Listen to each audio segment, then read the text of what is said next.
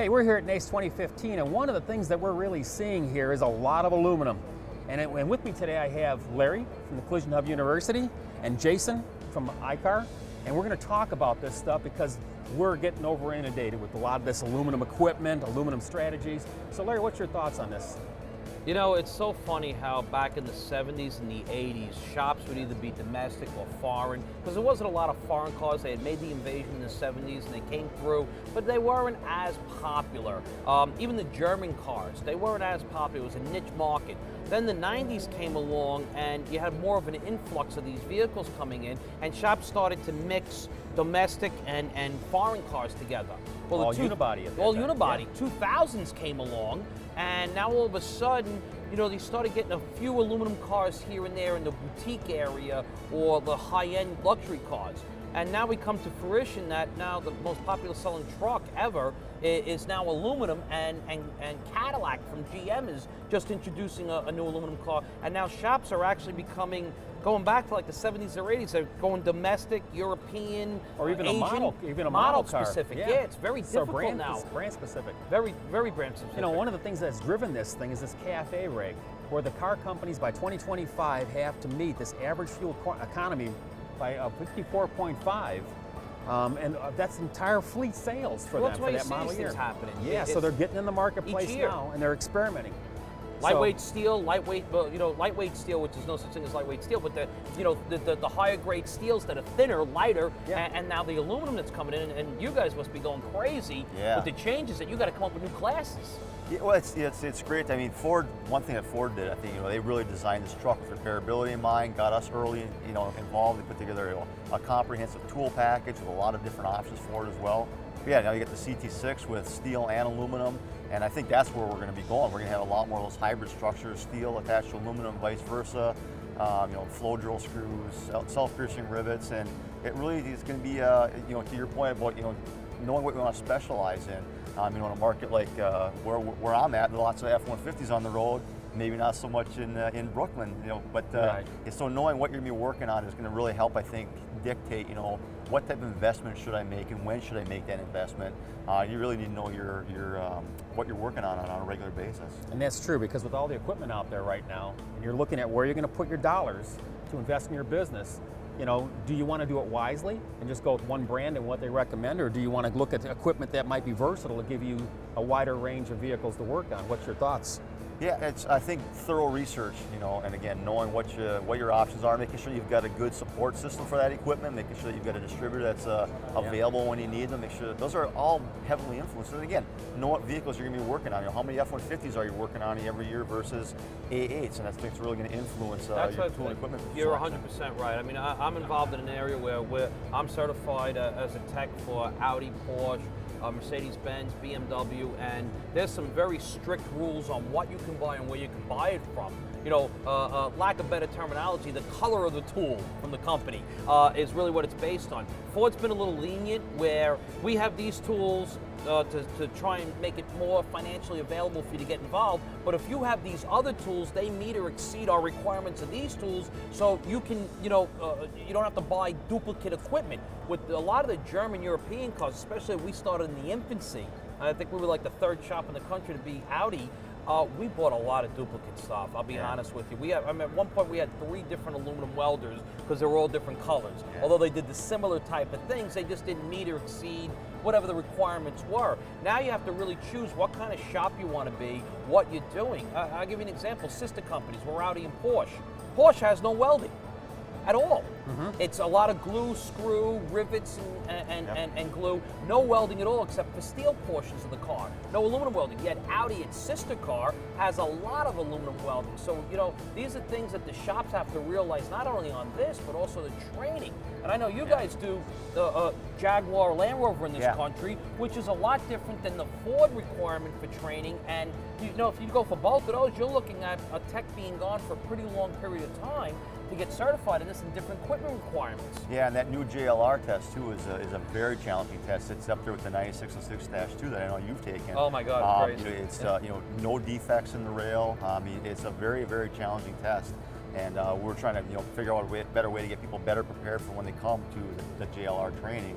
they make them more successful. But it's, you know, even the car companies with the testing, 9606-2 versus, you know, the JLR versus Ford with the ICAR aluminum welding training certification program. So it's again, you know what you're going to be dealing with, doing thorough research and understanding the tools and equipment, and certainly the training aspect of it as well. Taking the F-150 class, taking other training programs from, you know, your welding manufacturer, whomever, are all critical. And we're actually working on also a new rivet and rivet bonding hands-on in-shop training program as well. Good. We'll be unveiling early next year. You know, you say rivet bonding. One of the things I heard from the Cadillac CTS the discussion they had here is that they were giving specifications for the equipment, saying that it has to meet this specification or it has to have this rivet head used in it, but they were allowing them to use maybe the existing equipment in their shop. So meeting the specifications of those OEs is really key when you're making your equipment choices. You don't want to just grab something because you think aluminum is aluminum. It's got to meet a specification. Otherwise, this car that may have started out as a 5-star crash test may be different. We don't want that. Yeah.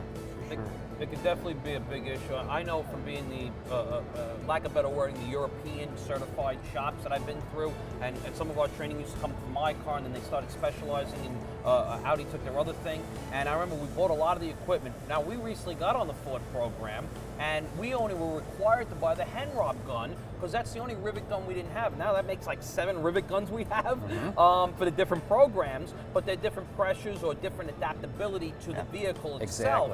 But the welding equipment from the Germans exceeded what Ford had needed, so that was approved. The frame equipment we had already existed, so we didn't have to spend duplicate money like we did back in the late 90s, early 2000s, where we had numerous different types of equipment that did the same thing because they couldn't come to an agreement. It's becoming now that a lot of the aluminum certification programs are starting to agree on certain equipment, and Ford and obviously GM are now coming up with specifications, meet or exceed. Here's a listing of tooling, here's our program, you can get discounts by, like the Ford Rotunda program saved a lot of shops money to purchase into it. So it does help out, and that it's nice that Ford and GM are allowing to say, okay, the Germans really went a little crazy with this stuff. That meets or exceeds our stuff.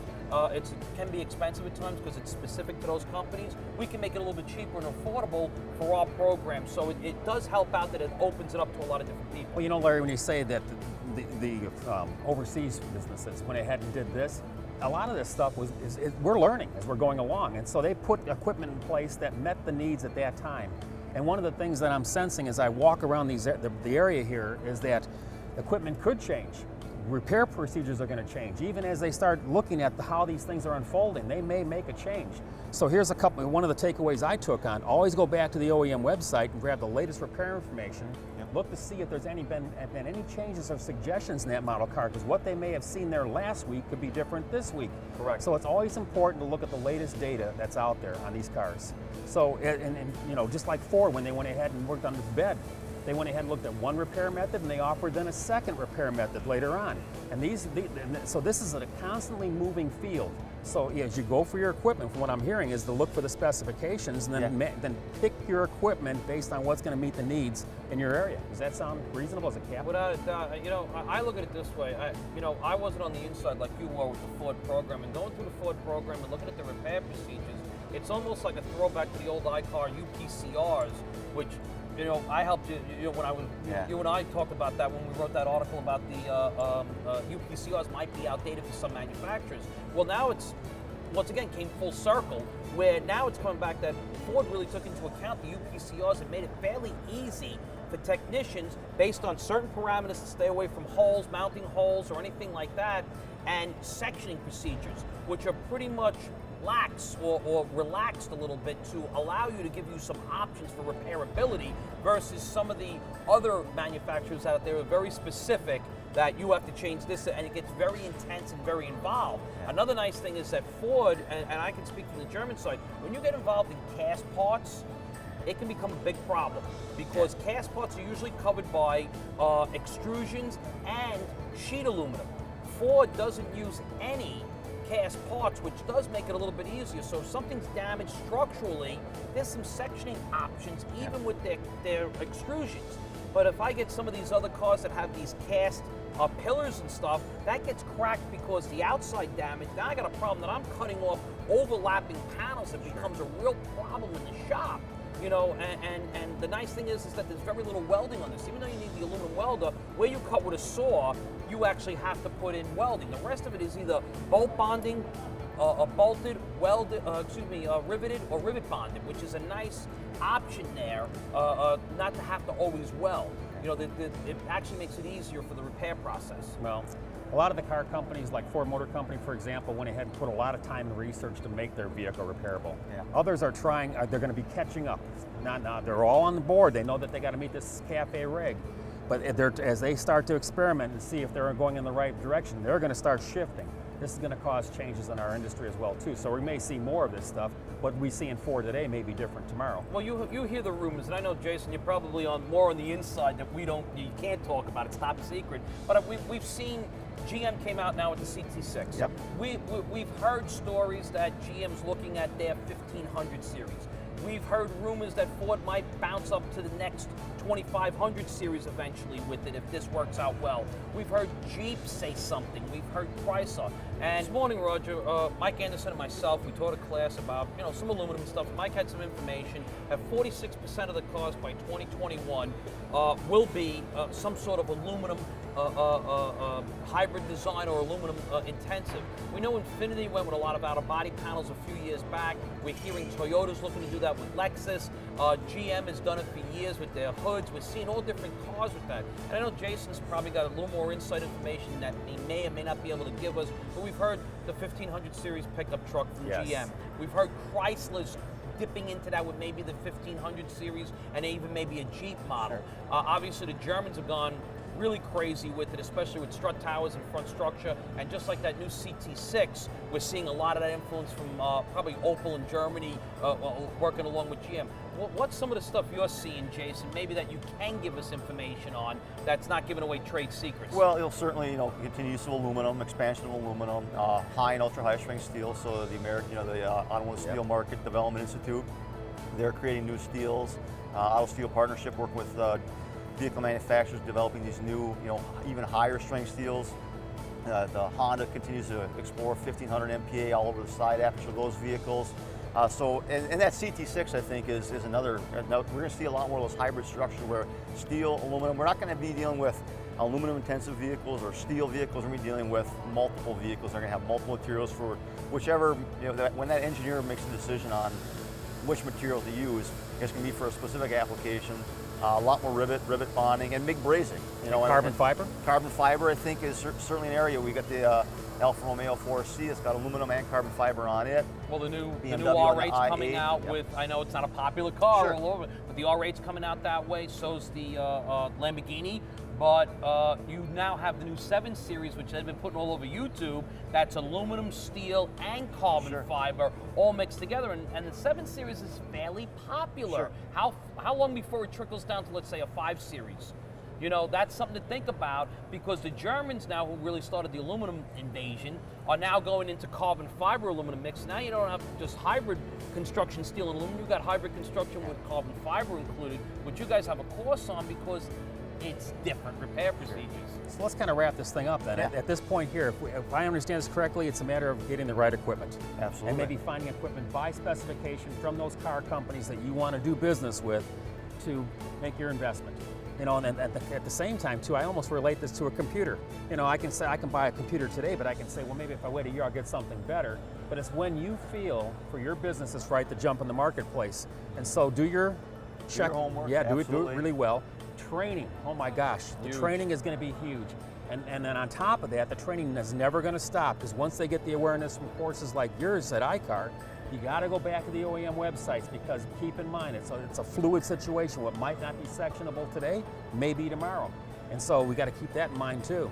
So, I mean, the future is bright, but It it's is. a lot of change though. It is. I think it's an opportunity, huge opportunity for a lot of us in the industry to, again, get geared up, make sure we got the proper tools and equipment. Yes. And we haven't even touched on, again, the diagnostic world and all the advanced safety systems. We're talking about just the structure and materials, but that's a whole nother, conversation to have as well, as far as, getting collision repair diagnostics going. Again, specialized technicians. I think we're going to be dealing with a lot more of those. And Tools and equipment, rivet bonding is going to be how we're repairing vehicles in Yep. 5-10 years. It's going to be that's a fact. It's going to happen that way. So whether even if it's just on a steel vehicle, BMW for years had rivets on steel Right, vehicles yeah, as well. So crazy. it's having the information, knowledge, leveraging that knowledge, certainly the training, and again having the proper tools and equipment. Yep. So the future is bright. I mean, aluminum is coming, carbon fiber is coming, it's here in some vehicles. And so invest wisely, if I can say that. Train yourself good, stay current with the issues going on at hand, and make your best business choice.